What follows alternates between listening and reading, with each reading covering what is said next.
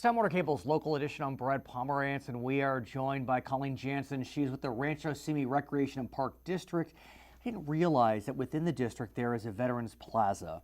It's called the Rancho Tapo Community Park Veterans Plaza. Tell us about it. It seems really lovely. We spent $1.5 million building it. $500,000 of that was donated by a deceased veteran, a woman who was a nurse during quite a few of the wars, Vietnam and a little bit before and after that. The plaza replaced what most people have, which is a rock with a plaque on it and a flag. Most places, when they have veteran ceremonies, 40 people will show up and 10 of them are the guys in the ceremony. We felt that it was important that we do something bigger, better, more meaningful. So we built this beautiful Veterans Plaza with sculptures and fountains and the flags, and we have fabulous ceremonies out there. And let's talk about one of the ceremonies, for example. You choose a living vet and a vet that's no longer with us to honor. Tell us as an example. We do that on Veterans Day. And so for the rest of your life, everybody will know Veterans Day is 11-11-11. It's November 11th, 11 a.m. nationwide. And it's to honor people who've served in the military. And as you said, we select one deceased veteran and one living veteran. We make a huge picture of them. We get up and read their story.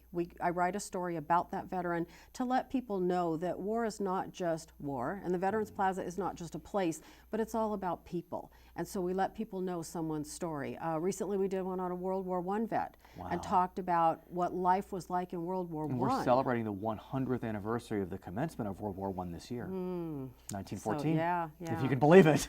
If you can believe it, yes. Unbelievable. But we have beautiful, people have come and said how fabulous the whole plaza is. And let's talk more about the plaza. One of my favorite parts is the filigree wall. Explain what that is. It's metal, it's flat, and then it depicts scenes from different wars. So it starts with the American Revolution and works all the way through to Vietnam. So it's educational as well as being beautiful. Do you anticipate adding the recent wars in the Middle East? Not to that sculpture. We also have an eagle sculpture that's there, that's right in the center of the plaza. And then we have panels that are along the walkway overlooking the water. And on those panels, it lists each one of the wars and has a quote from that time period. And we didn't want something that was 50 years later that was a perspective. We chose quotes that were during that time frame and had the veterans help us select which quote was so meaningful to veterans. How'd you do that? Went and researched quotes from that time period and gave them a selection. In fact, I was involved in doing that. Gave them a selection of quotes, and then they chose the one they felt was especially meaningful. What we found was an interesting thing is after we put those quotes up, we have two panels that are empty. Because? And we debated, do we put something in there or not? Well, at that time, we were just getting involved in Iraq. And we get interesting reactions from people. Sometimes they look at it and go, oh my gosh, we never want to fill those. And other people look at it and say, boy, we're probably going to end up filling those.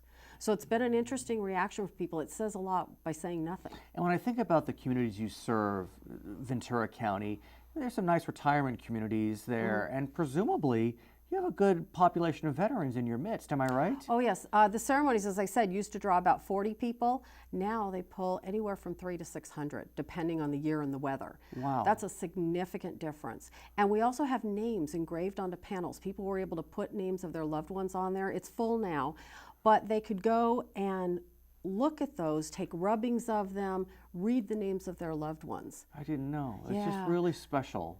How does it make you feel that you can do this for the veterans? Well, my grandfather's on one of those walls, and that means a lot to me, and so is my uncle. And I know what it means to me, so I can imagine what it means to them. Her name is Colleen Janssen. She is with the Rancho Simi Recreation and Park District. My name is Brad Pomerance. We thank you so much for watching Time Warner Cable's local edition.